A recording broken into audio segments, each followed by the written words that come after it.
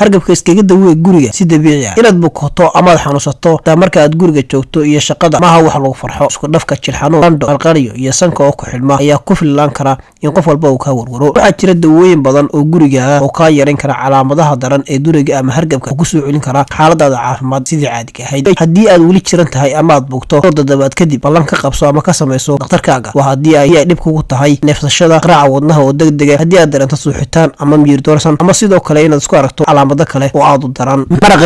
maraqa digaagu ma noqon karo dawo dhammaan laakiin waa doorasho aad u fiican marka aad jiran tahay cabida baaquli ama madiibad maraqa digaaga oo leh khudaar nooc kasta waxay hoos u dhigi kartaa dhaqdhaqaaqa neutrophiliska ee jirka neutrophiliska waa nooca caadiga ah ee unugyada dhiigga cadcad waxayna ka caawinayaan inay jirkaaga ka ilaaliyaan caabuqa marka ay si tartiib ah u socdaan ay ku sii urursan yihiin meelaha jirkaaga ee u baahan kusashada maraqa cusbo ama milix hoose leh sidoo kale waxa uu xambaarsan yahay qiimo nafaqo oo aad weyn waxaanu ka caawinayaa inaad fuuqbaxdo waa doorasho wanaagsan iyadoo aan loo ogeyn sida aad dareemiso malabka waxa uu leeyahay noocyo kala duwan oo lid ku ah bakteeriyada iyo nooleyaasha ilmaqabatiga ah ee halista ku ah caafimaadka taanka shaaha malabka iyo liinta waxa ay yareyn karaan xanuunka cunaha cilmibaadhistu ay soo jeedinaysaa in malabku yahay mid saameyn leh marka qufaca lagu daweynayo inaanad weligaa siinin ilmo ka yar hal sano maadaama inta badan ay ku jiraan dahaarka botulinum iyadoo inta badan aysan dhib u lahayn caruurta da-ahaan intaa ka waaweyn iyo dadka waaweyn labadaba difaaca ee dhallaanku ma awoodo inay la dagaalamaan iyaga toonta waxaa ku jira isku dhiska lesiin taasoo laga yaabo inay leedahay sifooyin lid ku ah jeermiska ku darista dheeriga ee cuntadaada waxay yareyn kartaa darnaanta calaamadaha hargabka sida laga soo xigtay qaar ka mid ah cilmibaadhis lagu kalsoon yahay ay xitaa kaa caawin kartaa inay kaa ilaaliso inaad bukoto maalmaha ugu horeeya ee hargabku ugu cusub yahay cilmibaadhis dheeraada ayaa loo baahan yahay in lagu sameeyo faa'iidooyinka la dagaalanka ee toonta marka ay noqoto hargabka ka kalena darista toonta badan cuntadaada waxay u badan tahay inaysan wax ku yeeli doonin vitamin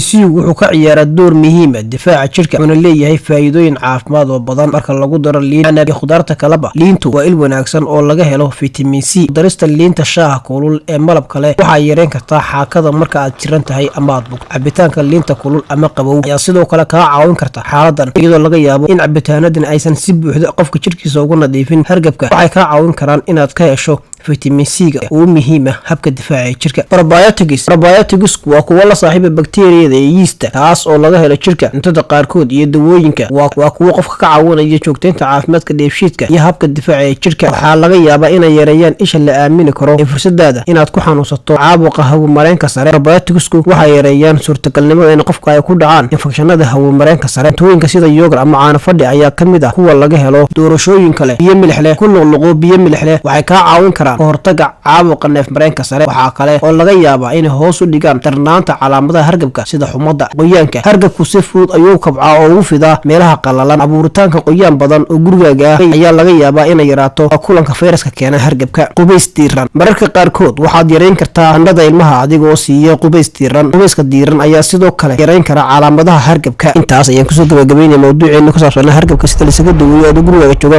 tan iyo kula dambe oo ku maasanta dhegeysigaaga nabadgelyo.